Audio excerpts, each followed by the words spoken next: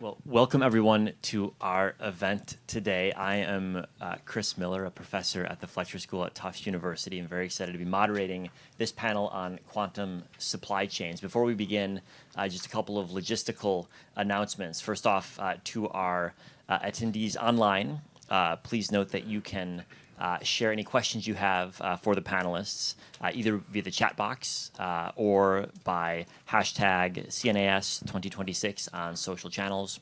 For those in the room, we'll allot our last 20 minutes or so to any questions that you have. So please begin brainstorming questions you'd like to pose to our panelists. We have three very distinguished experts on the topic to share views today. Cecilia Merzbacher, Constanza Bustamante, and John Burke, all joining us to both mark the publication of an important new report on quantum supply chains and to discuss the implications of it. Constanza, I'll turn to you because you're the author of the new report that brings us here today. If you can, outline just a couple of the key conclusions that you drew from the research to kick off our conversation. Yeah, sure. Thank you, Chris, and thank you to the fellow panelists for being here and everyone in the audience for joining us. We're excited to launch this report. So I think I would start with so there's a lot in the report, and I encourage you to read it to get all the details, so it's hard to summarize it all, but I think I would start by saying why it's important to pay attention to this topic now, and I think there's a confluence of a few dynamics that are going on where it's important to be paying attention to quantum supply chains at this point. And they have to do with technology, international dynamics, and some domestic policy. So I think in terms of the technology, I think it's encouraging. We're seeing, it's a running joke, right, that quantum technologies are always 10 years out. I think actually this time it's for real. And I think we're kind of seeing in the horizon that,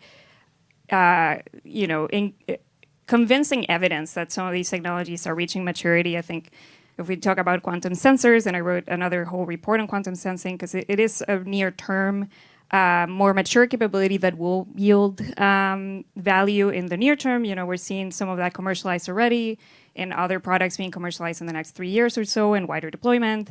But even with quantum computing, which is kind of that holy grail that we've been waiting for, I think we're seeing that multiple companies are converging on the roadmaps to put these machines that will bring real world value in the next 3 to 5 years. And obviously that's still a ways, when we think about the machines that will be able to break encryption, maybe we're still more on the 10-year timeline, but at least the first machines that will bring real world value might be coming at the end of the decade, by the end of the 2020s. And I think that's when, it matters not just having one demonstration, but being able to then follow that with the capacity to continue building and deploying and diffusing that technology to actually capture the value that we care about that quantum technologies bring for economic and national security and what motivates this whole conversation to begin with. And so supply chains is incredibly important for that, as we look into the next few years. And obviously, with supply chains, it's such a capital-intensive and time-intensive thing to build. You can't just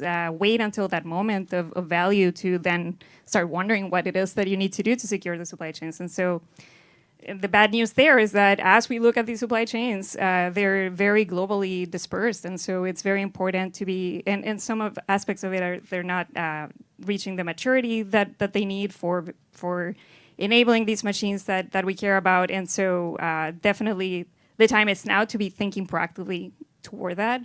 And I think, so that's kind of on the technology side, but I think two other dynamics to pay attention that motivate why it's important now are in the international front. We're seeing that it's not just the United States that understands the importance of this and the importance of supply chains in particular. So as we look to China, they just last week finalized their latest 5-year plan with lots of provisions for quantum, and not just as a scientific enterprise, which they had been paying attention to. We know that for several decades now, but there's a big emphasis there for industrializing quantum and for caring about delivering capabilities and commercializing these technologies and so on. So something to pay attention to is I think we know that China has a much stronger industrial capability, manufacturing base that is able to turn innovation into technologies at scale and to deploy at scale. So that's definitely something that I think it behooves the United States to pay attention to that and make sure that we're across that.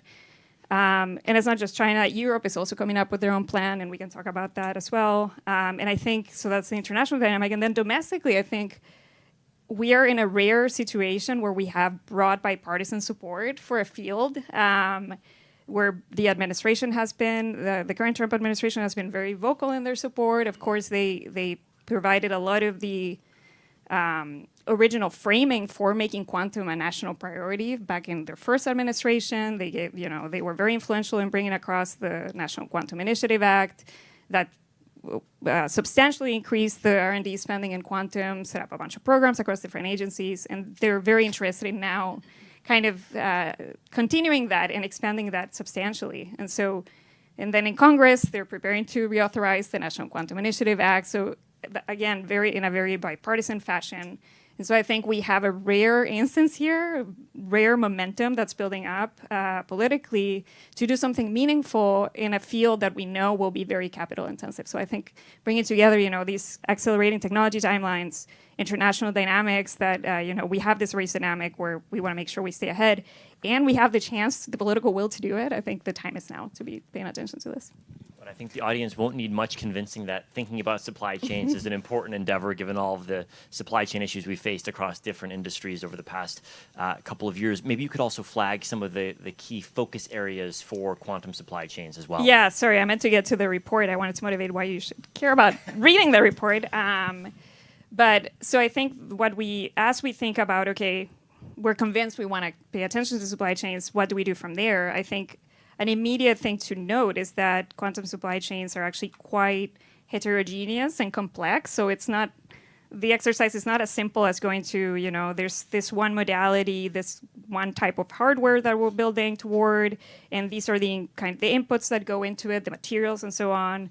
It's not as straightforward. So we have a variety of different hardware modalities that different companies are pursuing, sometimes using very different materials, very different sources to build their qubits, or even across quantum sensors as well. You see a large variety there of different ways of realizing and maintaining these quantum states and leveraging them for useful things.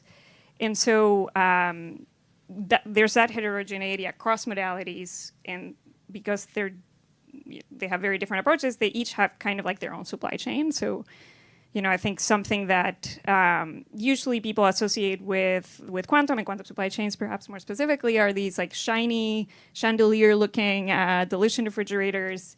And that the reality is that they're very important for a few of the modalities, but many of the other modalities do not need them at all. And so in the report, we try to, and that's just one example, but same applies in photonics and optics and different materials. Like everyone uses specialized materials, but they're very different. And so we try to lay out in the report that heterogeneity to make it a little easier to track, all these various dependencies across three main categories of enabling tech. So I mentioned kind of cryogenic systems, photonics and optics, and then specialized materials and microfabrication. So for each of them, we kind of lay out what the dependencies are. And then another key dimension that I wanted to mention is that there's a heterogeneity across the modalities, but also kind of in time. So something that we discussed a lot with John is that, when you think about the supply chains and even thinking about these various modalities, there's kind of a near-term supply chain that's made up of, a lot of it is kind of research-grade devices and subsystems that, we're kind of borrowing, the ecosystem is borrowing from the research community to kind of piece together and build these machines that I think some of them will be realized, in the next few years, and we're seeing some of those initial kind of prototypes of quantum sensors and computers. But as we look ahead, maybe the supply chain of the next 5 to 10 years, as these technologies grow in their individual capabilities and as we seek to maybe build at volume, we're going to have to, there's a lot of innovation that needs to happen in the supply chain itself to enable those machines. And so the key piece insight from that is that while the current kind of the near term or research grade, whatever you want to call it, supply chain might be very globally dispersed right now and definitely not an area where the United States has dominance over, the future supply chain, kind of the next generation supply chain, is kind of up for grabs. It's something that nobody dominates right now in an area where if the United States understands and decides to go for it, I think we have a good chance of building toward that and ascertaining leadership there. I think that's a fantastic summary of a report that I hope you all take the time to read in full for all of its insight. But maybe, John, could I turn to you, because you played a role both in government and then in the private sector in looking at the beginnings of this shift from research to scaling up. And I think we've seen the government play a very big role on the research side, funding research over now many decades. How's it doing on the scale up? It's early days, we'll say, in the scale up in the supply chain side. Now, like you said, most of these technologies, whichever modality, whichever technology, they start with the research tools, and those were developed for researchers in labs to explore the basic physics and quantum mechanics, and that's all wonderful. But when you go to the next level, you often see people, groups, companies trying to look around at other areas, other parts of the supply chain for other markets, other industries, to try to pull from those and cobble together something that works well enough to make progress. And it's going to see now that companies are usually kind of brute forcing the problem, with many copies of something that really wasn't optimized for their problem.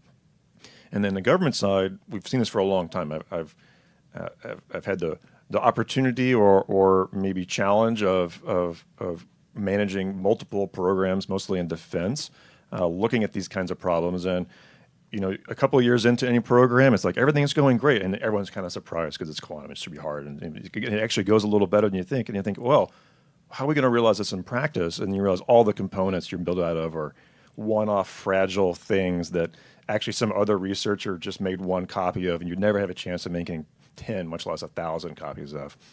So it shows up over and over again, and it's been a lot of false starts.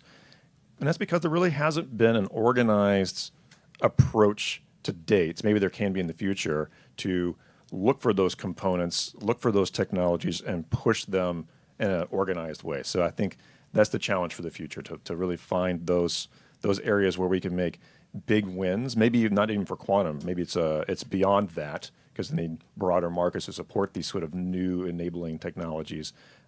But an organized attempt could really make a lot of headway. And let me push on that a bit more, because I'd love to hear you explain how we should identify what are these areas where we should push. Obviously, reading Constanza's report is step number one, but beyond that, what are the methodologies for identifying where there is both demand and opportunity? And two, who should be responsible for that? Well, I'll start with the first one. The second one's going to be the hardest one. The first question, we're in a wonderful position now that we've gone through the first years of the National Quantum Initiative. We've got all these wonderful companies developing technology. Some of the sensors have been pretty well identified. So right now at the point where it's pretty clear, actually, maybe it's not clear which modality will win or which technology will be the most successful, but we understand them well enough that an earnest effort to look at, say, well, I want to build a system to support, maybe it's a superconducting system, or maybe it's a particular quantum sensor with a particular photonics engine that would run it. I think we understand those requirements pretty well, and a little bit of an effort could identify what the needs are. And then what I would do is compare whatever that list is to other markets. Maybe it's AI data centers, because that's an up-and-coming and exciting market. Maybe it's communications of various types, or any other market, and try to map out that Venn diagram and find where could I build something that would really move the needle for my quantum problem, but could be durable enough with other markets to stand the test of however long the uncertain timeline is to make these things really profitable. On the second point, it's a coordinated strategy. I think I tried to do this a lot in my career in the Defense Department, but really it's a cross-government kind of coordinated effort, because different departments have different sets of problems, different sets of expertise. So you really need a coordinated strategy, and that can be challenging. But we have a quantum coordination office with the right support. I think that can be done, but that's sort of the starting point, at least. When Cecilia, you sit at a interesting nexus of many different players in the ecosystem, in industry, in the research community, in government, and we've heard that there needs to be a bigger demand signal for the supply chain to begin ramping up and taking quantum seriously as an industry. Where are we, do you think, in that process of seeing the demand signal? And are you beginning to see new suppliers turn towards quantum as a potential market for their components? Well, I was interested actually in the report of an example of the opposite, and maybe John will talk about that, but which was sort of new to me, the idea that an existing supplier might go away for various business reasons. I think that there is a sort of robust set of pretty small companies. This is very bespoke. Everything is somewhat custom and researchy, and that's a market that's kind of ideal for a smaller company to address. Whereas the big companies, and I've had conversations with lasers as an example, you go talk to the big companies who are making telecom lasers and welding lasers and these industrial products, and they're doing very well, thank you. And you're coming in and saying, well, we think you should pay attention to this emerging market, and you're going to have to make a bunch of R&D investment up front, and it's still small. So they sort of say, not now, maybe later. And so what are the sort of policy levers that would deploy that kind of brain power? Because they have the capacity, certainly, or, they could go in that direction. And what would it take to get them off the sidelines? And you don't have to be the market forever, but enough to get things started, to defray those original non-recurring kind of costs, perhaps, and start the flywheel rolling. And then, if it ends up not growing into a real market, then maybe it goes away. But I think that that sort of would be an approach, a policy question to think about. One example I've come up with as a possible solution is, well, maybe the government is an early customer. They go out and they actually buy some of these supply components and use them to put them in the hands of educators who claim, I can't afford to buy the equipment that I am supposed to be giving students hands-on experience with. It's too expensive. And so, you have to do this carefully because you don't want to go giving hardware to universities that, it goes sits in the corner and nobody actually uses it. So that would be something that maybe a National Science Foundation could think about and actually kind of scratch a couple of itches that way. And it is interesting that when you look at demand for quantum computing capabilities, government will be a key buyer, certainly in the early stage, maybe forever. But when you look deeper into the supply chain, that's not necessarily the case. But you're saying perhaps government should look deeper into the supply chain and become a buyer of components in addition to quantum computing capabilities. Yeah, and I think the report does a good job of making that case as well. The sort of, I don't know the economic term for it, but the idea that if the government or somebody is buying systems, then the suppliers to the system integrators will, get subcontracts, basically. And to a point, but I think John has, real world experience seeing they just sort of cast about for something that's good enough and maybe don't optimize or actually do any innovation in the supply chain. So it's an important piece to think about. And I think your point that the current supply chain is aimed at a set of research customers, whether they're in industry or academia or government labs, the sort of skating to where the puck is going to be in the future. What does that future supply chain look like, and how do you scale up to meet it? Is that's a difficult set of things to bring together all at once. And you've got a lot of knowledge about the semiconductor world, and it's interesting to compare the two. Maybe we'll talk about it more, but I wouldn't rely on that as a model for how quantum's going to work necessarily. Well, I think it's interesting. We look at the explosion in investment in AI data centers the last couple of years. The supply chain was not at all ready for that either. Now it seems obvious in hindsight, but in fact, big tech companies have been scrambling to get the supply that they need. So the market isn't always as perceptive. We weren't going to have enough energy, remember? It's a fascinating set of challenges that the markets had to work through. Constanza, I'd love your reactions on to this point, but also as Congress is in the midst of reauthorization right now, what else should Congress be thinking about when it comes to quantum supply chains? Yeah, so much, Chris. So I think, kind of to build on what Celia was saying, and kind of indirectly what John was saying, I think a key takeaway from the report, and I think we put it, if not the first takeaway, very high up there, that the importance of making the quantum enabling technologies really a key part of the strategy. So I think, so far, and tracking the investments that came out of the National Quantum Initiative Act since 2018 when it was passed, the overall funding has increased fivefold. We're at $1 billion a year in quantum R&D investments. That's very substantive. That is more than most countries in the world. But when you look at the breakdown of what quantum enabling technologies are receiving, it's very small. And I think that if you track it based on the budget categories, it's the category where that would sit is at 12% or so, but that's mixed with a bunch of other things that have nothing to do with enabling tech, so it's probably way smaller than 12%. But I think that made sense at the time because, if you think back to 2018, okay, we were definitely not at the level of technology maturity that we're seeing now or projecting into the next few years. But as we are getting ready to renew that National Quantum Initiative reauthorization, and more broadly, the administration is trying to renew the National Quantum Strategy, again, back from 2018, kind of to refresh it and keep pace with developments. I think it's going to be increasingly important to make these enabling technologies more of a star. I think especially as we think through, okay, what are kind of the remaining bottlenecks that these quantum companies have toward utility scale systems?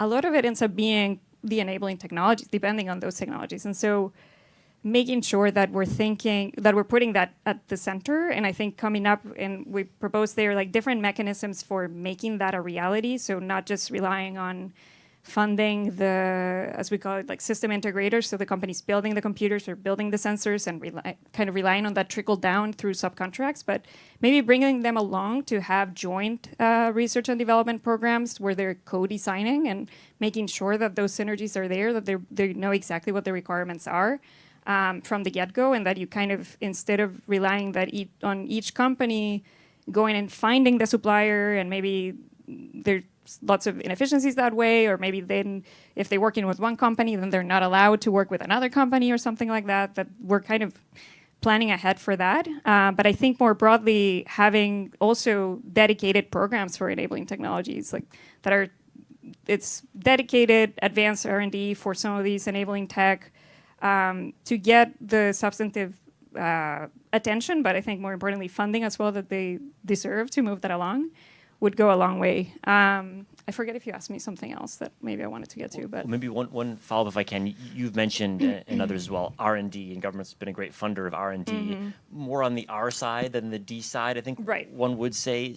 Walk us through what we should be doing on D versus R. Right. Sorry, and I meant to get to this. I think in addition to kind of the R&D side of things, I think even with I was just recently going over some other provisions through like the Export-Import Bank or other things that kind of in the last few years, I think as a consequence of both the National Quantum Initiative, but also the CHIPS and Science Act, where quantum became more of one of many critical and emerging technologies that we started paying more attention to. Various of these programs kind of brought along or expanded into to have a quantum category there, but I think a lot of the time they didn't necessarily include the enabling tech, so that would be another place where maybe that's strategic financing or some form of tax credits or other forms of incentives that maybe were, or to date have been only available to the system integrators, but not necessarily the enabling tech that is increasingly a critical part of making the quantum systems useful in a reality. So I think along those lines, I think we can think through other mechanisms there that we mentioned there in terms of even at the R&D level, if it's advanced prototyping, maybe you have some provisions there for low volume, kind of guaranteed procurement for a few units. I think we've seen that with some programs at the DoD actually for quantum sensors, where you're promising that you're committing to buying in low volume still, but at the end of the R&D program, the prototyping or the low volume production, that you will have a secure customer there. I think maybe that's another path to consider for some of the enabling tech as well. Well, I'd like to turn as well to discuss the global dimensions of this issue set, because of course, like many other industries, the quantum supply chain is not US centric. We rely on Europe, we rely on parts of Asia. We could increasingly rely on China and certain visions of the future. And I think there's probably broad agreement in this room that you don't want to be overly dependent on anyone, but also you're not going to get all the innovation you need just within one country. John, maybe I'm put to you, how do we strike the right balance on quantum supply chains? And to what extent should we be trying to build up our own capabilities on our own versus working with and becoming reliant on, to some degree, allies as well? Yeah, it's a fine balance. I'd say the first thing you have to recognize is, and as Constanza said, the future supply chain's up for grabs, and they recognize that too. So there is going to be an element of competition, even with our friends, to figure out where we can grab the most important or largest parts of the proverbial pie. So with that in mind, it takes a lot of effort, I think, in each country, but in the United States for ourselves, to think through where are those lowest hanging fruit, and there really aren't any lowest hanging fruit. They're all unfortunately high. But go find those targets of opportunity where we could move the needle, capture something here, and find those places that are the furthest away, and try to get help from our friends and approach them. The other place we can work together is in testing and buying from each other. Like, okay, if you promise to buy our best thing here, we'll buy your thing there, and kind of move the markets along. That's very helpful. In between, it gets very tricky. If there's IP anywhere in the mix, that's basically no man's land to stay away from. So in my government experience, I had success on both sides of that. Testing, surely let's all show up and test our widget. It's kind of a forcing function everyone enjoys. That worked pretty well. So just get everyone wherever they're supposed to be and with their widget and test it, and then that worked. We had some acute problems that we were tracking, and so for example, we might talk about it later, but there's this material called lithium niobate that China makes the best version of. So we saw this was a problem, and we didn't really have a good starting point here, although there's some progress being made in that front in the United States. But it was identified that there was a particularly close supplier, not quite as good, but could maybe get there in Japan. So I went to Japan and pointed this out and said, look, if you develop this technology, you will have a market here.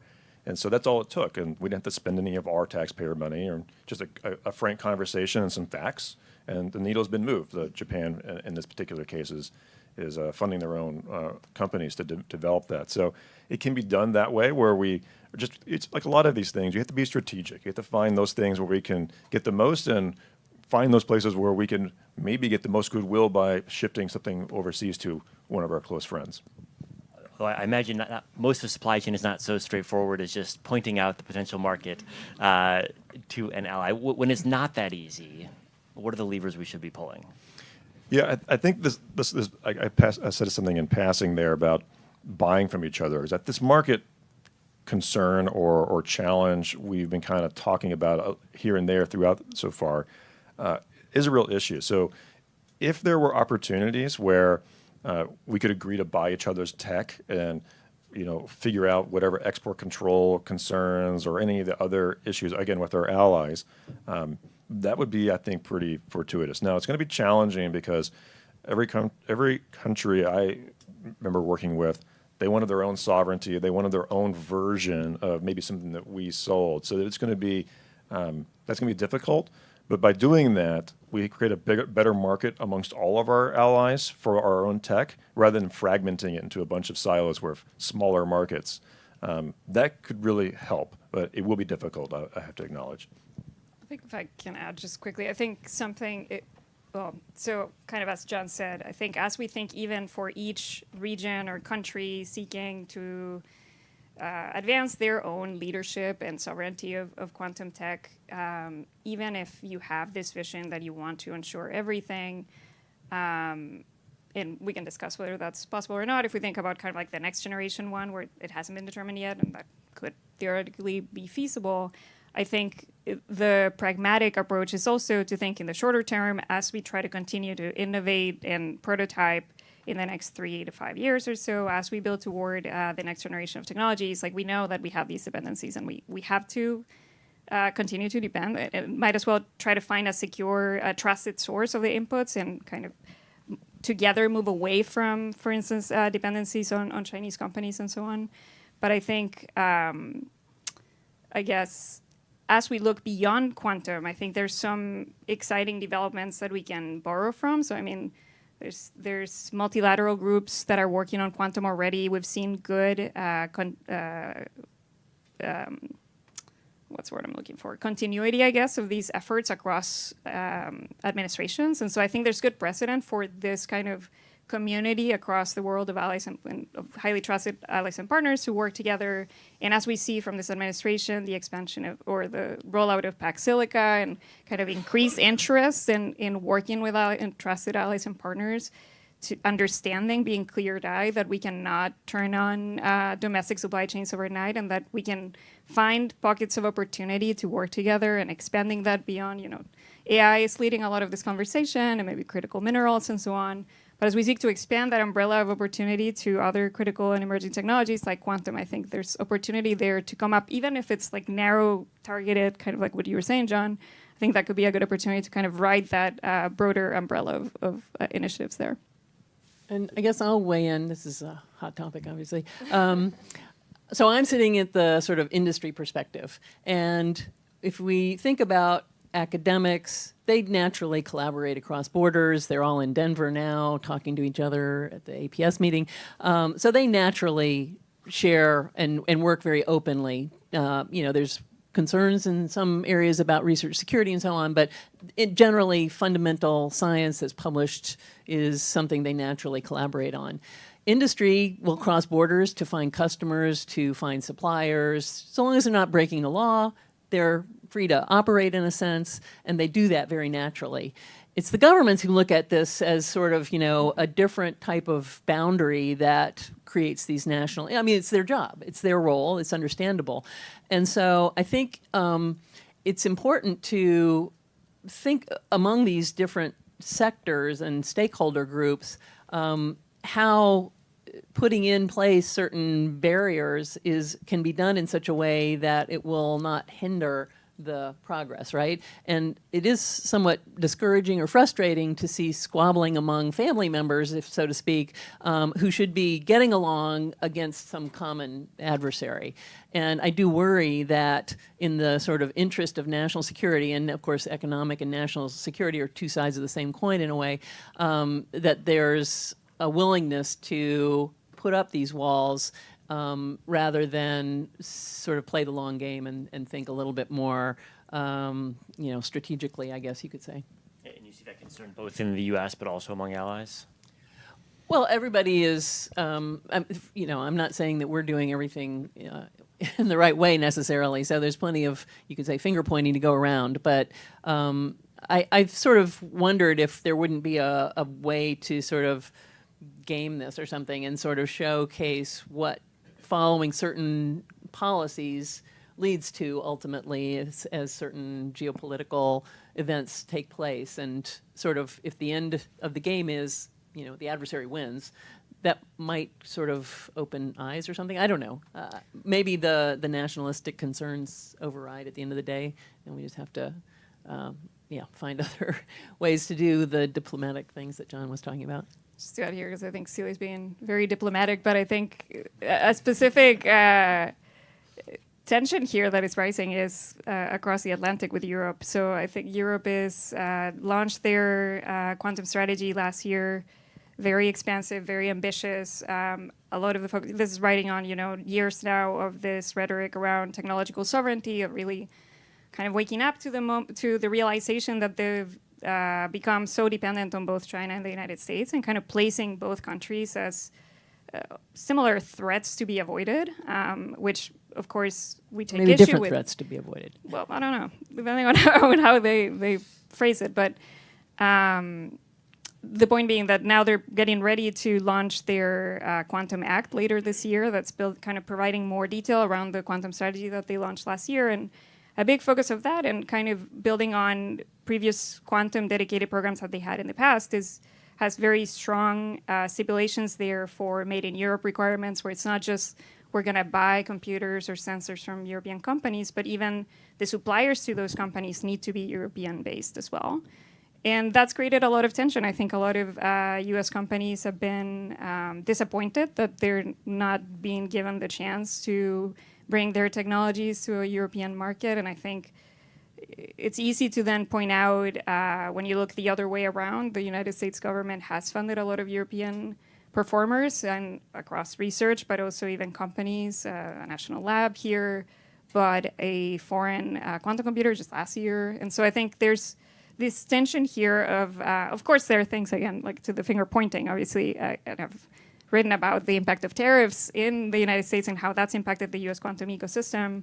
And even though that's seen kind of as a thing you do to your allies, it's actually having a lot of negative repercussions on the US quantum ecosystem, because now you have much more costly supply chains and you don't have domestic alternatives. So you have to just buy the more expensive thing. And maybe that set you back in a non-negligible amount of time and money toward your vision to build these technologies. And so I think there's that tension, and I think, like Celia said, it's too bad, because obviously if we think about the hierarchy of threats here, I think to me it's very clear that the primary competitor to be worried about is China. And I think they're increasingly showing self-reliance and making progress, not just in quantum communications, which seem to be kind of the narrative that's where they lead, in quantum computing, increasingly in enabling technologies too. I think some point to even the export controls that were rolled out by the Biden administration and kind of concert with a lot of other allied countries.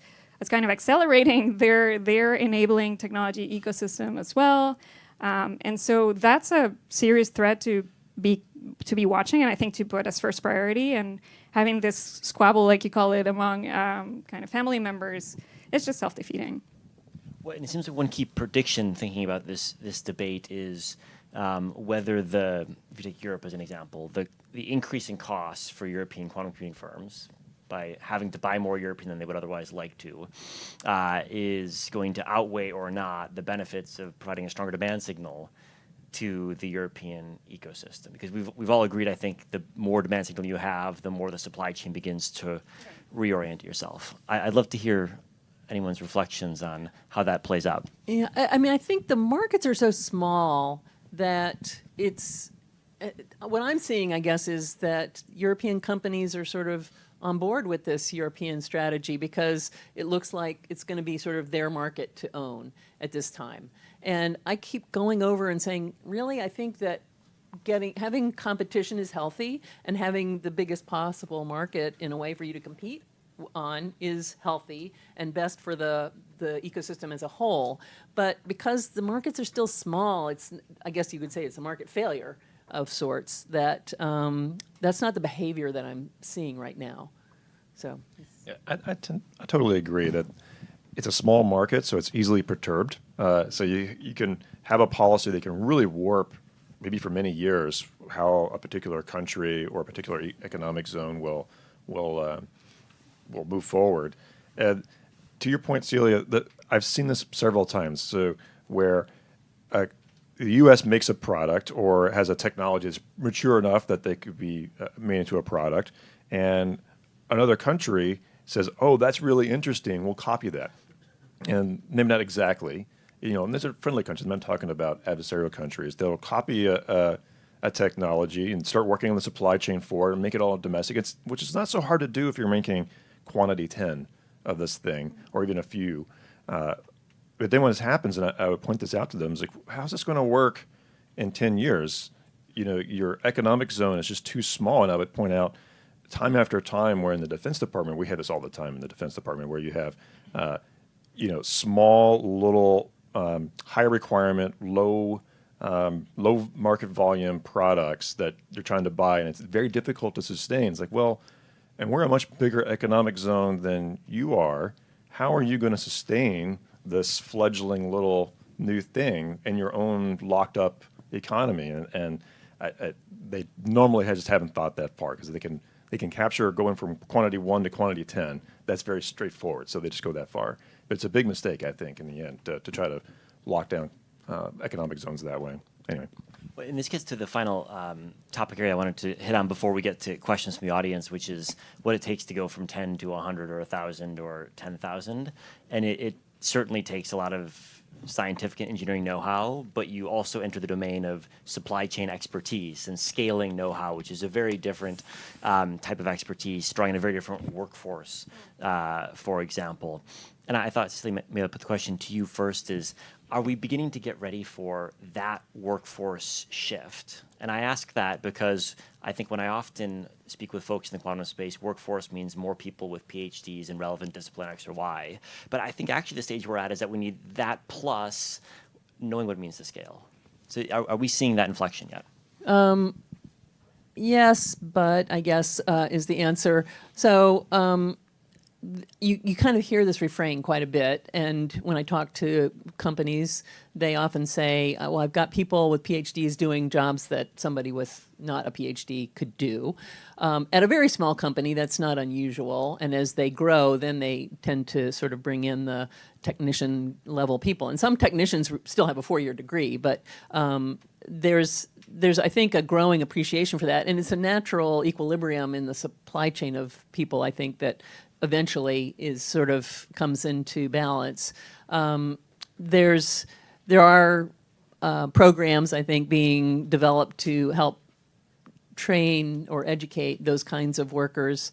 And I'd like to see, and I think this is I was going to make this comment earlier in remarks to maybe your XM mention or some other programs that the government has that are important to the overall health of the getting from a research program to an economy. There are a lot of resources out there, good programs that are not connected to each other. And so how do you get an NSF research program that's educating graduate students, but also maybe giving a little bit of undergraduate experience connected to what an industry needs, both in terms of maybe some of the research, but also just the people, and getting talent. I wondered if we were going to include talent as part of the supply chain. It's definitely an important part. And I think there's both the national sort of scale problem as well, and even regional, that we haven't touched on the state activities that are burgeoning all over the place. But then there's international talent mobility issues too. There are a lot of only a few unicorns out there, and everybody wants the best and brightest to come to where they are. So there are policy knobs in that space as well. I just thought I would kind of throw that out there. So we've done some reporting, and QEDC likes to be led by data. And so we did do an assessment or a survey-based report on what are the skills and what are the degrees that companies are looking for. And the answer was most jobs didn't require a PhD, and most of the skills were really not quantum skills. They were, laser tech or something like that. So we need to get that message out to the students who are thinking about this as a possible direction to go. I think they're very excited whenever I talk to students. So I think that's an easy lift in a way, but it takes some sort of outreach and communication. Can I just add to that when we move from PhDs maybe in a lab turning knobs to technicians turning maybe a different set of knobs, the missing piece is at the software level, doing it in design. Like in the semiconductor space, you wouldn't dream of trying to make the next gen product with technicians in a lab doing anything. I mean, you need to have the design tools and the integrated circuit capabilities. Maybe it's in photonics, maybe it's in other semiconductor materials for different approaches. So I think I see a subtle switch moving from PhD kind of lab hardware types into these new integrated circuit design tools and layout and tests associated with that. So it's a different workforce and also is constrained. So we'll see how that manifests over the next few years. That's a great point. And it does seem like if you take the semiconductor industry as an analogy, the breaking out of the supply chain into more parts is a sign of maturation. You need that separation to be able to have this specialization that the industry requires. We're down to our last 13 minutes, and so I wanted to save some time for questions from the audience. So I'll turn it over to all of you. If you could introduce yourself and make sure your question ends with a question mark, please. There's mics coming around. Right here to start. Thank you. So, Carl Williams. I'll come back. I mean, you've touched on a lot of key themes, and of course, the technology sovereignty is one of those key themes. I prefer the term technology interdependence. I think you have to build that interdependence. And so I'm going to come back. You look this past year, there was more M&A activity in quantum than there had been in all the previous years up to this year. I mean, just in one single year. And there's going to be more M&A activity because you point out that most of these suppliers are small. They're not at scale, and everything else. So I want to ask the question of how do you look about coordinating inbound and outbound investments with our allies in such a way that M&A is only allowed if you're also constructively working to build a supply chain as a trusted partner. I think there are some really powerful tools that we can go and turn to, and I'd like to have your views on such crazy ideas. Thoughts on that? No thanks. You can be part of this panel. Do you want to jump in? No, I mean, I was going to maybe hedge a little bit, and I thought your question was going to be around vertical integration of companies more broadly, and not just kind of across borders, which I don't know that I would add anything beyond what I said already in terms of, trying to understand the synergies that we have, kind of common interests that we have across trusted countries. I don't know, I feel like there were a few words there that maybe you had a specific definition for that I'm not reading, but I think, anyway, I was going to say about that, but I think there's an interesting point more broadly about vertical integration, that it is a trend that we're seeing where various companies, I think because they get, fed up with having a brittle supply chain that maybe they can't necessarily rely on because maybe the one supplier that they had then gets acquired by a bigger company, and then they no longer have access to that. So there's a big incentive there to bring those capabilities in-house.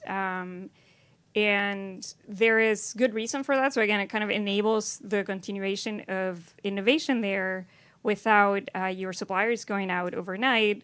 But at the same time, I think I am trying to examine that dynamic and what it means for the broader ecosystem. Because I think at the same time as we see kind of that benefit to it, it also means that other companies no longer have that supplier if it gets acquired, or for the company that's trying to bring that capability in-house, it requires a lot more money and time, resources. You have to bring new talent to provide that capability. So it takes away from core innovation. I think they might say that they're going to provide not just for their own company, but for other companies in the ecosystem. But then there's questions there about prioritization and kind of being, who are you actually going to serve, and are you actually going to have reliable access to an input that is being provided by a competing company, and there are IP issues there. So I don't know, I guess, sorry, I answered a question that maybe you didn't ask, but it was a good point that I meant to bring up earlier, so I just used it. I'll add to what you just said, and that in two ways. One is, I think it's an important, you asked about regulatory levers in a way, outbound and inbound investment being among them. And I think that one sort of generalization I will make is that the NQI comes out of the House Science Committee and its counterpart on the Senate side, and it involves science agencies, and it has been a science research program up until now. And so it would be great if the coordination office would also abstract up a layer and be thinking about policy beyond just where the science and R&D funding should be taking place, because these questions that influence the innovation cycle, I think, are really important ones. And I'm not sure who in government is responsible for that right now. So I would encourage it. Question over there. Thank you for the excellent report. My name is Emma Robinson, investor in quantum at InQtel. And I would be curious, in your regard or in your opinion, if the goal is to increase private funding in the supply chain, what with public funding can we do that has the highest ROI with a relatively moderate budget, of all the wonderful suggestions and takeaways you have? I'll take a try at that. I think, again, your question was what with public money would impact private investment going into emerging tech. I think it's back to the demand signal. So if the public sector came along and said, okay, we're going to buy, I think it's hardware of quantum computing right now, but maybe of quantum sensing, we're going to buy this many quantum sensors of this type, and here's what we're going to use them for, then at least the emerging tech that you would need to support that particular demand signal would start getting a little investment. It has to be significant enough. It had to be a use case that would make it clear that there was a real market there. I think of like navigation kinds of problems that could scale to pretty significant numbers. For quantum computing, it's harder. Maybe there'll be some pre-market kind of activity on the quantum computing side from public sector funds that would do the same thing. It's a little harder to see right now, but yeah, I think to me that's probably the easiest for public impacting private investment. I think another big, oh, sorry, Celia, did you want to? I was going to say another big one that we have in the report is so there's such a variety of gaps, unfortunately, in the supply chain that these are very different sizes. And I think at the same time, it means that a lot of this doesn't necessarily have to be the federal government's job to solve all of them. Some of these that are smaller, perhaps more bespoke to specific modalities, are definitely in the wheelhouse of state governments or regional ecosystems to take on.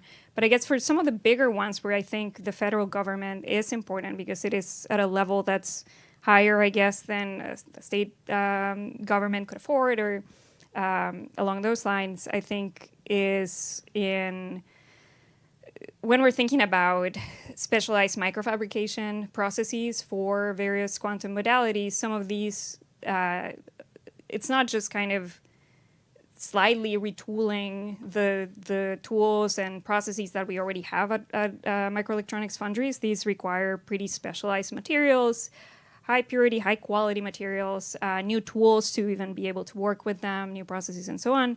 And I think there's a lot of interest from various, some of our biggest foundries in the United States to look at the quantum market and try to cater to that. But the level of investment is so high that they're reticent. They're concerned about whether they can swing that without some clear interest there to back it up. And so I think there's a role there not for the government to foot the entirety of the bill, but at least maybe commit to some initial kind of seed funding that will, and maybe conditional on, follow-on private investment or follow-on state support as well, to kind of bring that mammoth of an investment to fruition by providing some kind of guarantee that they will provide some initial funding for that. And obviously, I mean, that sounds relatively simple, but the complication is that you need to do that maybe for multiple modalities that need different processes. So this can get very, very expensive very quickly, but I think that's an area where I think I see a good case for federal level spending. I'll give 3 answers really quickly. One is Quest, which was a program in the Chips and Science Act that didn't get appropriated. So that was intended to set aside a little bit of money, government money, that researchers could use to access private quantum computer resources. So you're sort of being an early customer in a way by giving researchers money to go use a private resource. And I still think that would be a worthy program to stand up.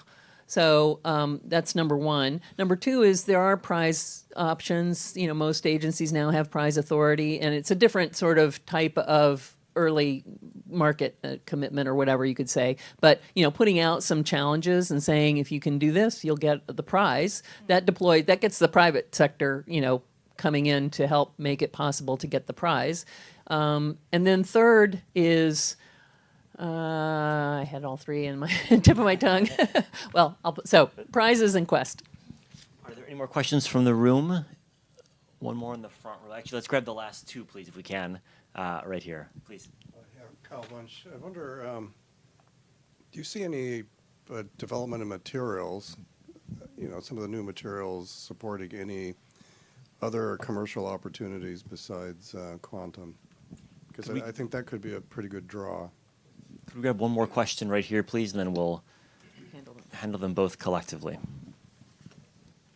This will be perfect because my question dovetails with Kyle. Robert Bedford, the flip side of the coin of relying on other applications for quantum technology that tends to be a smaller volume application is those other applications might overcome the supply chain need and take those resources away from quantum. So in addition to Kyle's question, it'd be good to kind of see where you see the tipping point for supply chain investment. So why don't we try to... The flip side, yes. Why don't we try to answer those and any concluding thoughts you have as well, since we're almost at time. Oh, geez. I'll take a step. So certainly on the material side, to Kyle's question, I I think of certain materials for integrated photonics or maybe superconducting materials that probably could have markets outside of quantum, right? So things like specialized electro-optic materials we talk about in the report are being explored for quantum, but there's a lot more activity now looking at those for potentially of saving energy in an AI data center kind of context. So those kind of markets definitely exist. We could go through other examples, but for time I'll not. But then dovetailing to Robert, your question, if you compare the quantum market today to the AI data center market today, well, that could very quickly shift into your problem where, oh, it works for AI data centers. We'll just do that now. Forget you quantum people. We don't need to deal with that because we can make money now. And it just highlights, I think, there's this careful balancing you have to do between developing the technology, maybe that's with private sector funds in the quantum computing space now, and the emerging technologies to support that have to be done very carefully in parallel. Because if you overbalance the scales either way, the other side will suffer because of it. So there's not a magic bullet for you, but there has to be, careful consideration of what that market is. And maybe put hooks into, if it's public funding going into it, you can put hooks into contracts to make sure that capability is available, or maybe other purpose rights I know you're familiar with, to make sure that is the case. In the worst case scenario, you might have to resort to talking to public assets like national labs, which has been a conversation in some of these really niche areas where there's just not enough market to really sustain a company. On the concluding thoughts, I think I'll just double down on what I was just talking about. Balancing very strategically in a coordinated way across all the departments, all the different agencies. We don't have a Department of Technology or anything similar like some countries do have. So that coordination is really key. It has to be really smartly done so that you don't get into traps on either side, or allies, working with allies to make sure we're getting the best version of what we could be getting and filling holes that we don't want to spend too much resources on. I think it's a coordinated and pretty serious effort on the emerging technology specifically to weave our path forward through the next few years.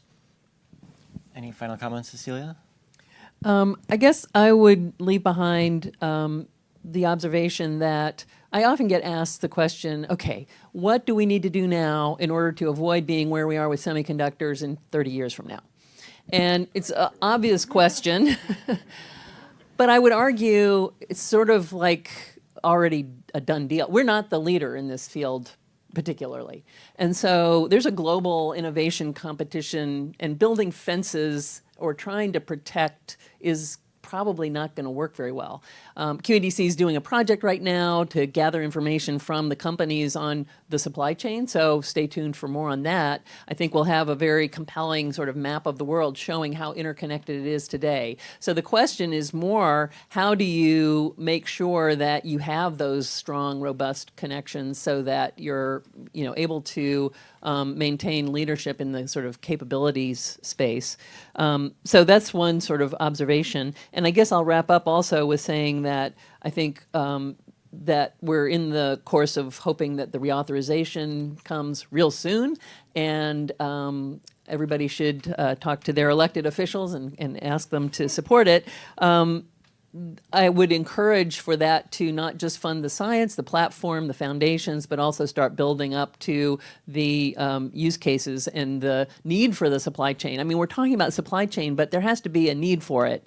And, often people will say we don't yet have a killer app, whether it's for, sensing maybe, but it's a smaller market, computing and communications less so. So you kind of have to also help to identify and maybe pull the technology in its R&D phase toward what people believe applications might be first, and work closely with those sectors that are going to be the customers, close that gap so that it's as narrow a gap as possible, I guess.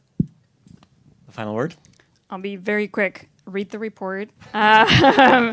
And I guess just briefly, I think coordination, very important to assess, and to take that coordination to mean also kind of doing a pretty comprehensive assessment of all the needs. So again, like trying to avoid thinking that the needs of one modality apply to all of them, but understanding the needs of all of them So, and again, kind of in the near term, but also looking toward the next generation quantum supply chains, what that will look like, what we need to be doing now to stay ahead of that and to lead in that next generation supply chains.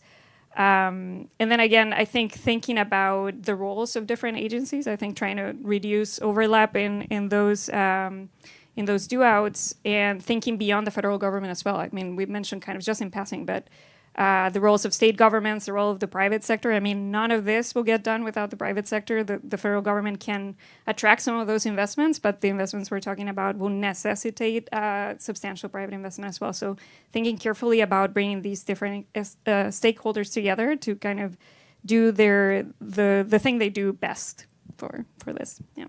Fantastic. Well, this has been an illuminating conversation. I think I'll agree. Read the report. And please join me in thanking our three panelists today. Thank you, Chris.